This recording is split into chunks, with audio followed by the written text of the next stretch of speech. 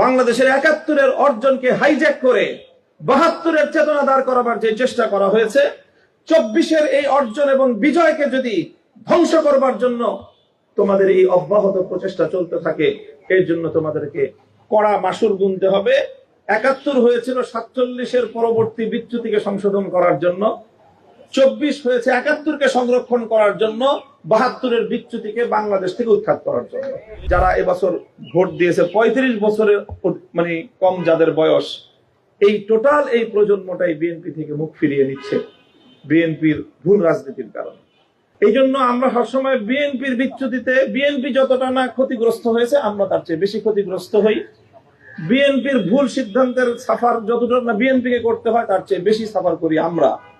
কিন্তু বারবার জনগণ এই বিএনপির নেতৃত্বের কাছ থেকে তারা ভীরু কাপুরুষতা সুলভ আচরণ পেয়েছে।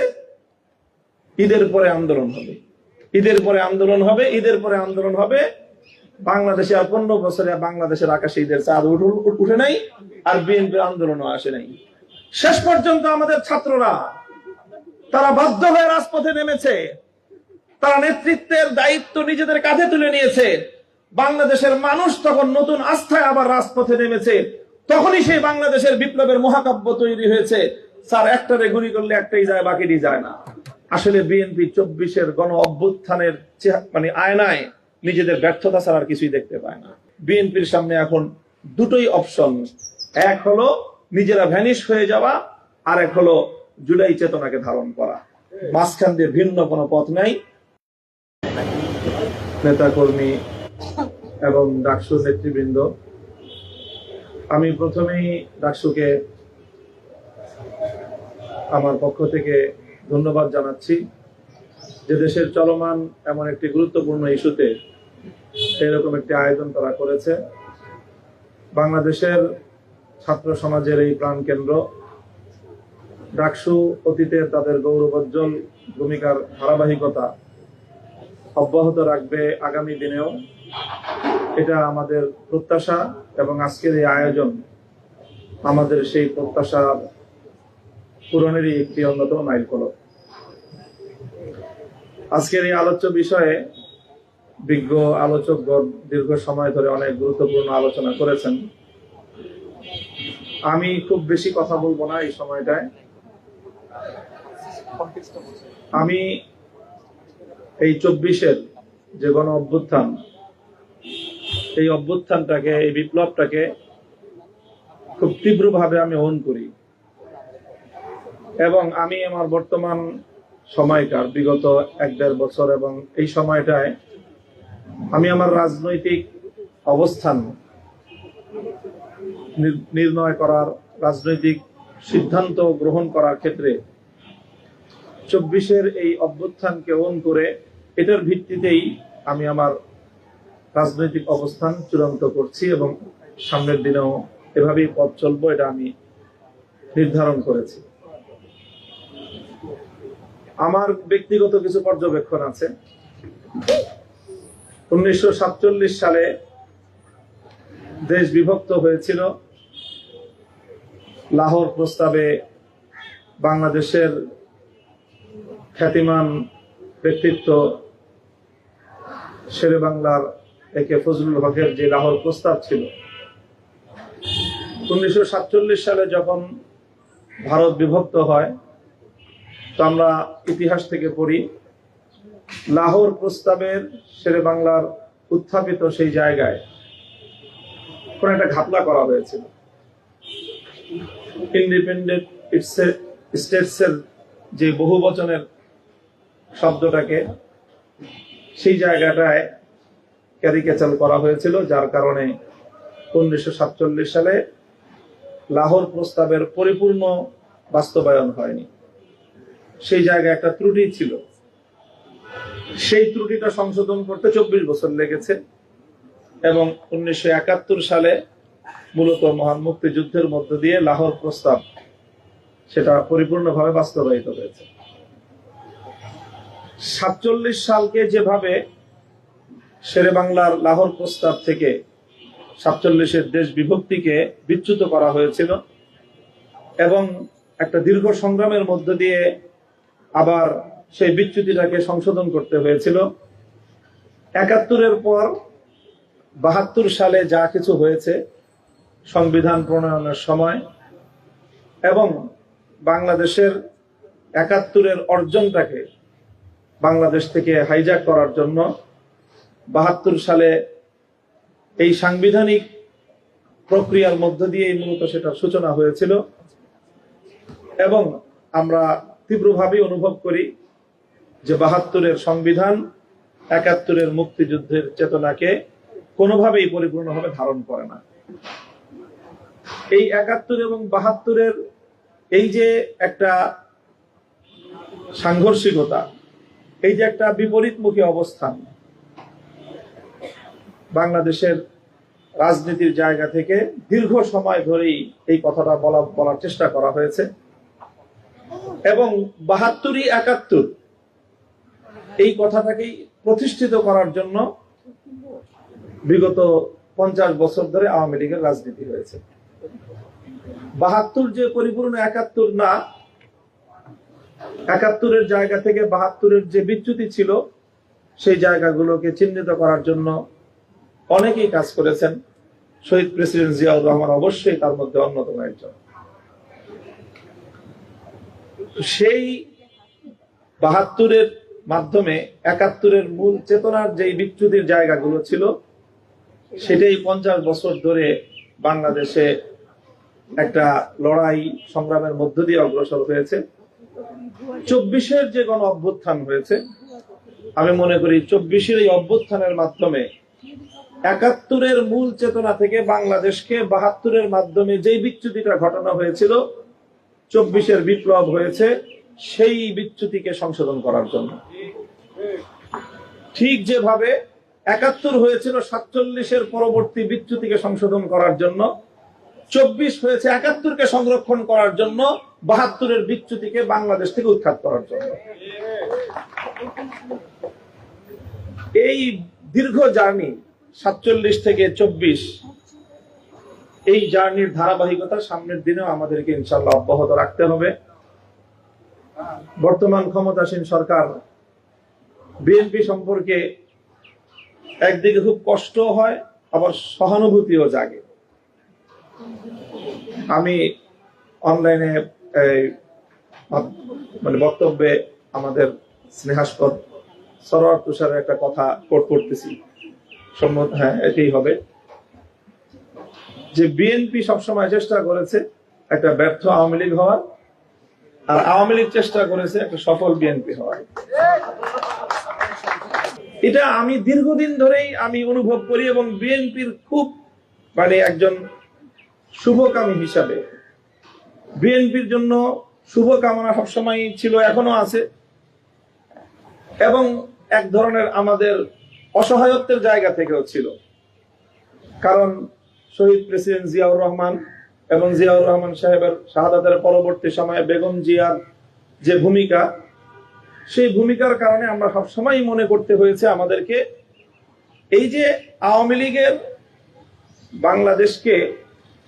বাংলাদেশের যে মূল ট্র্যাক থেকে বিচ্যুত করে আধিপত্যবাদের গোলামীর বাংলাদেশ গড়বার যে অব্যাহত প্রচেষ্টা, সেই প্রচেষ্টার বিরুদ্ধে জিয়াউর রহমান সাহেব এবং বেগম খালেদা জিয়ার নেতৃত্বে যে সংগ্রামটা হয়েছে, সেই জায়গাটায় যখনই কোনো ধরনের দুর্বলতা তৈরি হয় অথবা তারা পরাজিত হয়, তো তখন শুধু বিএনপি পরাজিত হয় না, পরাজিত হয়ে যাই আমরা এন্টি ভারতীয় এবং এন্টি আওয়ামী শক্তি, আমরা সবাই পরাজিত হয়ে যাই। এই জন্য আমরা সবসময় বিএনপির বিচ্যুতিতে বিএনপি যতটা না ক্ষতিগ্রস্ত হয়েছে, আমরা তার চেয়ে বেশি ক্ষতিগ্রস্ত হই। বিএনপির ভুল সিদ্ধান্তের সাফার যতটা না বিএনপিকে করতে হয়, তার চেয়ে বেশি সাফার করি আমরা। এই জন্য বিএনপির প্রত্যেকটা ভুল আমাদেরকে প্রচন্ড ভাবে কষ্ট দেয়। বিএনপি যখন 96 সালে এই তত্ত্বাবধায়ক সরকার বুঝে না, তত্ত্বাবধায়ক সরকার আসমান থেকে পড়েছে বা কোথাও এই জাতীয় যখন কথাবার্তা বলতো, তখন আমরা দেখতেছিলাম যে বিএনপি একটা পতনের দিকে ধাবিত হচ্ছে। বিএনপিকে সেই বিষয়টা কষ্ট দেয়নি, আমাদেরকে কষ্ট দিয়েছে। আবার সাল যখন সামনে আসলো, আবার যখন বিএনপি কে এম হাসানকে তত্ত্বাবধায়ক সরকারের প্রধান করার জন্য সংবিধানকে পরিবর্তন করার, সংশোধনে আনার নানা ধরনের আয়োজন করতেছিল, নির্বাচন কমিশনে এম এ আজিজের কথা আপনাদের মনে থাকার কথা, এম এ আজিজের বিরুদ্ধে আন্দোলন হয়, এম এ আজিজকে পরিবর্তন করে আরেকজনকে দেয়, মাহফুজুর রহমান মাকে, তাকে পরিবর্তন করে আরেকজনকে দেয়। আর বিএনপির নেতৃবৃন্দ মিডিয়ার সামনে এসে বিরোধী দলের আন্দোলনকে নিয়ে তামাশা করে, উপহাস করে, আর তাদের এই উপহাস গোটা দেশকে তাদের বিরুদ্ধে ক্ষিপ্ত করে তোলে। এই করতে করতে শেষ পর্যন্ত 2006 সালে বিএনপি কে এম হাসান মার্কা, এম এ আজিজ মার্কা নির্বাচন করতে গিয়ে যেই খাদে পড়লো, সেই খাদ থেকে বিএনপির নেতারা তো আওয়ামী লীগের সাথে তলে তলে আন্ডারস্ট্যান্ডিং করে তাদের ব্যবসা বাণিজ্য, তাদের নিরাপত্তা সবকিছু নিয়ে তারা তো 20 বছর খুব খারাপ ছিল না। সাফার করতে হয়েছে আমাদেরকে ব্যাপকভাবে, জেলে যেতে হয়েছে আমাদেরকে চরম ভাবে। বিএনপি ভুল করে, সাফার করি আমরা, কারণ আমরা আমাদের স্টেটটাকে, আমাদের নেতৃত্বটাকে বিএনপির হাতে দিয়ে রেখেছিলাম। এবার আমরা যে কথা বলতে চাচ্ছি সেটা হলো এই যে এখন বাংলাদেশ 24 পরবর্তী সময়ে আমার বাংলাদেশ যেটা বলছে, বিএনপি তোমরা চোখ তুলে তাকিয়ে দেখো, কান খাড়া করে শুনে রাখো, আগামীর দিনে তোমাদের ভুলে আমরা আর সাফার করব না, আমরা বিকল্প পথ খুঁজে নিচ্ছি। এবার যদি বিএনপি যেই ভুল করছো তোমরা হিসাব কষে দেখো, তোমাদের ইঞ্জিনিয়ারিং এর যে নির্বাচন হয়েছে সেই নির্বাচনে তোমাদের ভোটের অনুপাতটা তোমরা হিসাব করে দেখো যে তোমরা কোন ভোটে কিভাবে নির্বাচিত হয়েছে। আমি ইঞ্জিনিয়ারিং এর হিসাবটা বাদ দিলাম, 51% ভোট তোমরা পেয়েছো, সেটাকেই আমি সত্য ধরে নিলাম। এই 51% ভোটের মধ্যে তোমরা যেই ভোট দিয়ে, যেই জনগণকে দিয়ে বিগত 50 বছর রাজনীতি করেছো, সেই ভোটার তোমাদেরকে কত পার্সেন্ট ভোট দিয়েছে সেটা হিসাব করো, এবং সেই ভোটার কত পার্সেন্ট তোমাদের বিপক্ষে অবস্থান নিয়েছে সেই হিসাবটা তোমরা করো। এবং তোমরা যাদের বিরুদ্ধে, যেই জনশক্তির বিরুদ্ধে, যেই আইডিওলজির বিরুদ্ধে, যেই ফিলোসফির বিরুদ্ধে রাজনীতি করেছো, তাদের কতটা করুণা এবং তাদের কতটা দয়া এবং দাক্ষিণ্যের উপর নির্ভর করে তোমরা এবার 2/3 মেজরিটি পেয়েছো, সেটাও হিসাব করো। এবং তোমাদের এই বন্দোবস্তের মাধ্যমে পরাজিত শক্তি যদি আবার ফিরে আসে, তাহলে এইটা তারাই আবার তাদের ঘরে ফিরে যাবে। আর এদিক দিয়ে তোমাদের ঘর, এটা এখন সম্পূর্ণ তোমাদের ভিন্ন আরেকটা দিকে ডাইভার্ট হয়ে গিয়েছে, সুইং করেছে। বিএনপি মাঝখান দিয়ে 2 নৌকার মধ্যখানে, পানিতে তলানো ছাড়া বিকল্প কোনো রাস্তা নেই। আমরা সর্বশেষ বিএনপির প্রতি এই শুভকামনা জানাচ্ছি, সৎ পরামর্শ দিচ্ছি, এই আত্মঘাতী পথে তোমরা চলো না। জনগণের কথা বুঝবার চেষ্টা করো। জনগণ এই বাংলাদেশে জুলাই বিপ্লবটাকে, এদেশের নতুন প্রজন্ম কিভাবে ওন করে, বাংলাদেশের থেকে তো হয়তো তোমাদের বুঝতে একটু সমস্যা হয়, সারা পৃথিবীর অন্তত প্রবাসীদের কাছে গিয়ে একটু শুনে এসো। আমার যে রাজনৈতিক একটু পর্যবেক্ষণ, বিএনপির একটা বড় ধরনের সমর্থন এবং তাদের একটা বড় শক্তির জায়গা ছিল সারা পৃথিবীর প্রবাসী বাংলাদেশি রেমিটেন্স যোদ্ধারা। বিগত জুলাই বিপ্লবের সাফল্যের অন্যতম অংশীজন এই রেমিটেন্স যোদ্ধারা, প্রবাসীরা এখন আমার তো যতটুকু পর্যবেক্ষণ 80 থেকে 90% এখন সম্পূর্ণ তারা বিএনপির প্রতি শুধু ক্ষুব্ধ না, মারাত্মক রকমের বিস্ফোরণ উন্মুখ হয়ে আছে তারা। এই টোটাল যে ইয়াং জেনারেশন, নতুন জেনজি প্রজন্ম এবং নতুন যারা এবছর ভোট দিয়েছে 35 বছরের মানে কম যাদের বয়স, এই টোটাল এই প্রজন্মটাই বিএনপি থেকে মুখ ফিরিয়ে নিচ্ছে বিএনপির ভুল রাজনীতির কারণে। কথা দীর্ঘায়িত করছি না, আমি আমার কথা কনক্লুশনের দিকে চলে যাচ্ছি। শুধু একটা কথাই বলি, এই কথা তো এখনো পর্যন্ত সাংবিধানিক কোনো ব্যাখ্যাও আসে নাই এবং জাতীয় সংসদেও এখনো পর্যন্ত সরকার তরফ থেকে কোনো ব্যাখ্যা দেওয়া হয় নাই। এই যে আজকে গণভোটকে যে সংবিধান বিরোধী বলছেন আপনারা, গণভোটকে সংবিধান বিরোধী বলতে বলতে মুখে ফেনা তুলছেন। এই গণভোটকে এই গণভোটের প্রতি সমর্থন ব্যক্ত করে গণভোটের মাধ্যমে জুলাই সনদকে যে আনচ্যালেঞ্জেবল একটা জায়গায় বাংলাদেশের কনস্টিটিউশনের মধ্যে অন্তর্ভুক্ত করা যাবে, এই প্রক্রিয়া যখন আলোচনা হয়েছিল সেই ঐকমত্য কমিশনে জুলাই সনদ পাশ হওয়ার পরে, তো সেখানে তো সুস্পষ্টভাবেই সালাউদ্দিন সাহেব বিএনপির পক্ষ থেকে প্রতিনিধিত্বশীল বক্তব্য রেখে তারা তো এই প্রসেসটাকে, এই প্রক্রিয়াটাকে শুধু সমর্থন করেছেন তাই নয়, বরং তারা উত্থাপনও করেছেন। তো সেই নভেম্বর মাস থেকে ফেব্রুয়ারি মাস পর্যন্ত তখন তো মনে হয় নাই যে গণভোটটা আনকনস্টিটিউশনাল। এখন কেন আপনারা এসে সেই হাসনাত আব্দুল্লাহর ভাষায় বলতে হয় যে গাং পার হয়ে গেলে মাঝি আব্দুল্লাহ ভাই, এখন আর চিনো না তোমরা মাঝিদেরকে? আমি তো আমার এক বক্তব্যে বলেছি, বিএনপি যেই হীনমন্যতার শিকার, আসলে বিএনপি 24-এর গণ অভ্যুত্থানের মানে আয়নায় নিজেদের ব্যর্থতা ছাড়া আর কিছুই দেখতে পায় না। এই জনগণ, এই দেশের মানুষ ফ্যাসিবাদের জাতাকলে পিষ্ট হতে হতে তারা বিপ্লবের জন্য সম্পূর্ণ প্রস্তুত ছিল। তারা বিএনপির দিকে তাকিয়েছিল যে বিএনপি নেতৃত্ব এই জনগণকে বিপ্লবের জন্য নেতৃত্ব দিবে, কিন্তু বারবার জনগণ এই বিএনপির নেতৃত্বের কাছ থেকে তারা ভীরু কাপুরুষতা সুলভ আচরণ পেয়েছে। ঈদের পরে আন্দোলন হবে, ঈদের পরে আন্দোলন হবে, ঈদের পরে আন্দোলন হবে। বাংলাদেশে আর 15 বছরে বাংলাদেশের আকাশে ঈদের চাঁদ উঠে নাই, আর বিএনপির আন্দোলনও আসে নাই। শেষ পর্যন্ত আমাদের ছাত্ররা তারা বাধ্য হয়ে রাজপথে নেমেছে, তারা নেতৃত্বের দায়িত্ব নিজেদের কাঁধে তুলে নিয়েছে। বাংলাদেশের মানুষ তখন নতুন আস্থায় আবার রাজপথে নেমেছে। তখনই সেই বাংলাদেশের বিপ্লবের মহাকাব্য তৈরি হয়েছে। স্যার, একটারে গুলি করলে একটাই যায়, বাকিটি যায় না। বিএনপি নেতৃত্ব কি করেছে? 28 অক্টোবর সর্বশেষ, 28 অক্টোবর না নয়াপল্টনে যে সমাবেশ হলো 2023 সালে, 28 অক্টোবর না, 28 অক্টোবর আমরা তখন জেলখানায় কারাগারে আমরা রোজা রেখে দোয়া করেছি। আগের দিন মনে করেছি আগামীকাল 28 অক্টোবর একটা ভালো কিছু আমরা দেখব। এরপরে যখন আমরা মিডিয়াতে 28 অক্টোবরে বিএনপির নয়াপল্টনের সামনে ভীরু কাপুরুষতার সর্বশেষ প্রদর্শনী যখন আমরা দেখলাম, তখন আমাদের হৃদয়টা ভেঙে চূর্ণ বিচূর্ণ হয়ে গিয়েছিল। আমরা তখন মনে করেছিলাম যে আমাদের মুক্তির সর্বশেষ সূর্যটা বুঝে অস্তমিত হয়ে গেল। এরপরে যখন আবার আমাদের ছাত্ররা, আমাদের এই সোনার সন্তানেরা যখন আবার তারা নেতৃত্বের ঝান্ডা তুলে নিল, নতুন করে আবার আমরা প্রেরণা পেলাম, স্বপ্ন দেখলাম। বিএনপি শুধুমাত্র 5ই আগস্ট 2024 সাল একদিনের জন্য, শুধুমাত্র জাস্ট একদিনের জন্য জুলাই বিপ্লবকে ওন করেছে। সেদিনের বক্তব্য শুনেন রুহুল কবির রিজভী সাহেবের, সেদিনের বক্তব্য শুনেন বিএনপির অন্যান্য নেতাদের,